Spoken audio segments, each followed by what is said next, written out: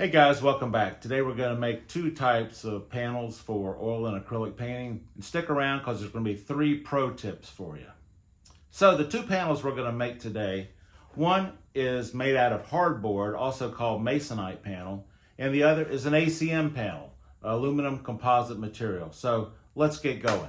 The hardboard panel can be cut with a variety of saws. I typically use a portable table saw. If you don't have one of these, you can also cut the panels with a power circular saw or a hand saw. Each method has its own pros and cons.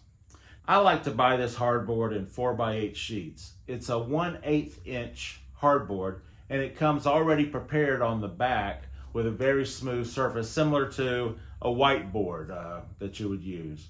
And this side is the side that we'll be preparing. The local home center calls these thrifty white panel board.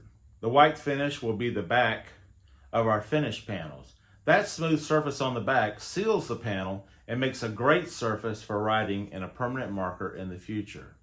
Now, if you're not comfortable with handling a large sheet of hardboard, you can ask the place where you purchased it if they will cut it into more manageable sizes.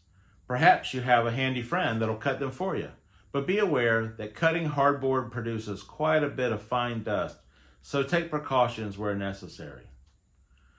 Hardboard panels can be cut into usable sizes very quickly.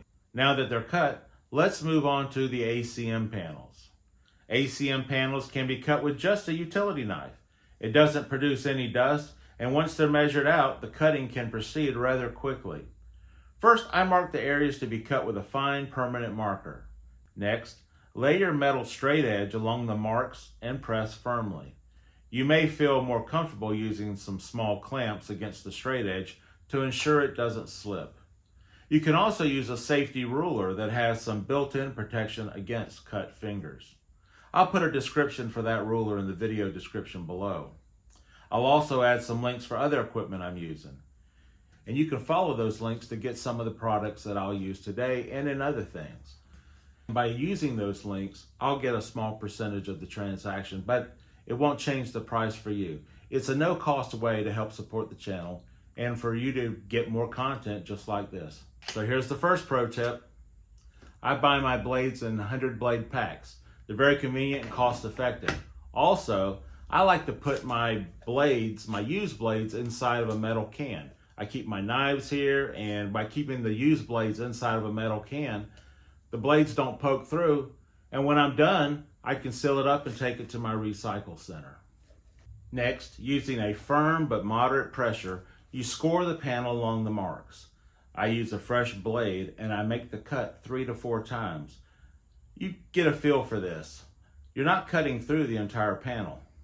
After sufficiently cutting through the upper surface, place the cut edge along a sturdy section of your table, and while holding the panel over the table, firmly and quickly snap the cantilevered portion of the panel downward.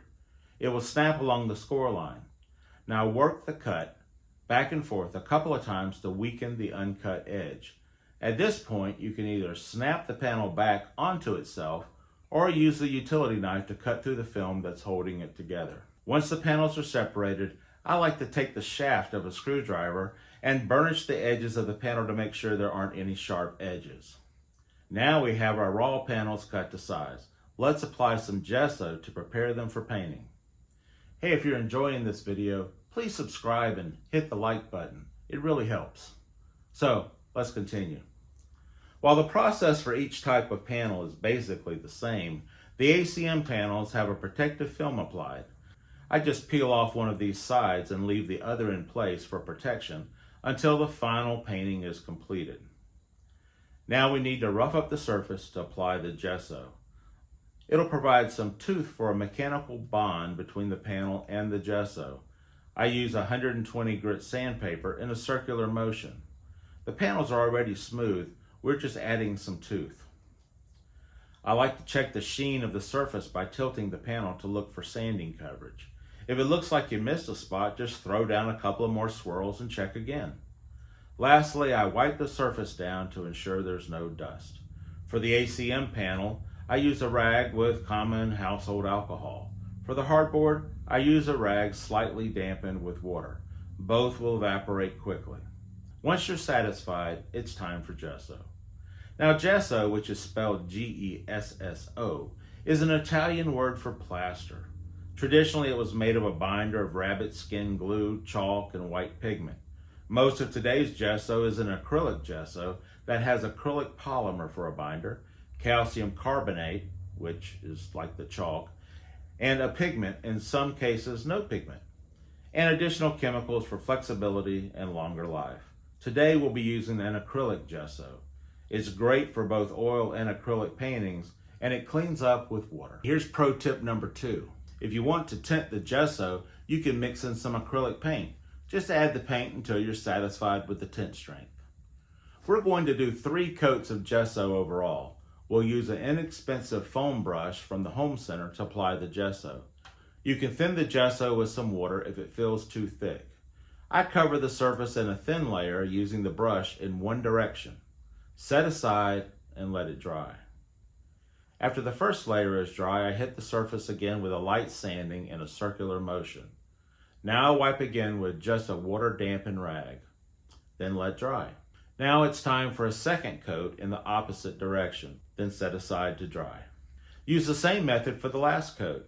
Sand, wipe clean with water, apply gesso in the opposite direction. Some artists add a bit of pumice or marble dust to the last coat to give the surface some texture to hold the paint. I usually just use one more light sanding. You can always do more coats if you prefer, but 3 has always been sufficient for me.